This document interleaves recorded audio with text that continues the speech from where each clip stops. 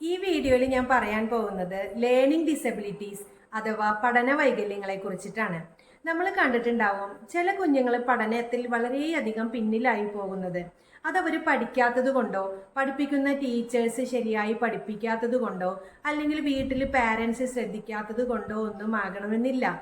അവർ ചിലപ്പോൾ പഠന വൈകല്യങ്ങൾ കൊണ്ട് ബുദ്ധിമുട്ട് നേരിടുന്നവരാകാം. ഒരു കാര്യം പ്രത്യേകം ശ്രദ്ധിക്കണം. പഠന വൈകല്യങ്ങളും മറ്റു പഠന പ്രശ്നങ്ങളും തമ്മിൽ വ്യത്യാസമുണ്ട്. ചില കുഞ്ഞുങ്ങൾക്ക് കാഴ്ചശക്തി അല്ലെങ്കിൽ കേൾവി ശക്തി, മറ്റ് ശാരീരിക വൈകാരിക ബുദ്ധിമുട്ടുകൾ എന്നിവ മൂലം പഠനത്തിൽ പിന്നോട്ട് പോകുന്ന അവസ്ഥ ഉണ്ടാവാറുണ്ട്. അതല്ല പഠന വൈകല്യം എന്ന് പറയുന്നത്. പിന്നെ എന്താണ് പഠന വൈകല്യം അഥവാ ലേണിംഗ് ഡിസബിലിറ്റീസ്? നാഡീവ്യവസ്ഥയിൽ ഉണ്ടാവുന്ന ചില തകരാറുകൾ അല്ലെങ്കിൽ വൈകല്യങ്ങൾ വിവരങ്ങളെ അയക്കാനും സ്വീകരിക്കാനുമുള്ള തലച്ചോറിന്റെ കഴിവിനെ ബാധിക്കുന്ന അവസ്ഥയാണ് ലേണിംഗ് ഡിസബിലിറ്റീസ് അഥവാ പഠന വൈകല്യം. ലേണിംഗ് ഡിസബിലിറ്റീസ് പ്രധാനമായും 3 തരത്തിലാണുള്ളത്.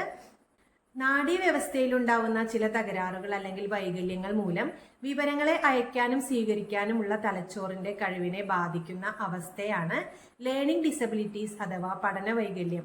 ലേണിംഗ് ഡിസബിലിറ്റീസ് പ്രധാനമായും 3 തരത്തിലുണ്ട്. ഒന്ന്, ഡിസ്ലെക്സിയ. വായനയിലുണ്ടാവുന്ന പഠന വൈകല്യത്തിനെയാണ് ഡിസ്ലെക്സിയ എന്ന് പറയുന്നത്. രണ്ടാമത്തത് ഡിസ്കാൽക്കുലിയ എന്ന് പറയുന്നത് ഗണിത സംബന്ധമായ പഠനത്തിൽ ഉണ്ടാവുന്ന വൈകല്യത്തിനെ പറയുന്നതാണ്. ഡിസ്ഗ്രാഫിയ. മൂന്നാമത്തത് ഡിസ്ഗ്രാഫിയ. എഴുതുന്നതിലെ പഠന വൈകല്യത്തിനെ പറയുന്നതാണ് ഡിസ്ഗ്രാഫിയ. ലേണിംഗ് ഡിസബിലിറ്റീസ് അഥവാ പഠന വൈകല്യങ്ങളുടെ ചില കോമൺ സിംറ്റംസ് അഥവാ ലക്ഷണങ്ങൾ എന്തൊക്കെയാണെന്ന് നോക്കാം.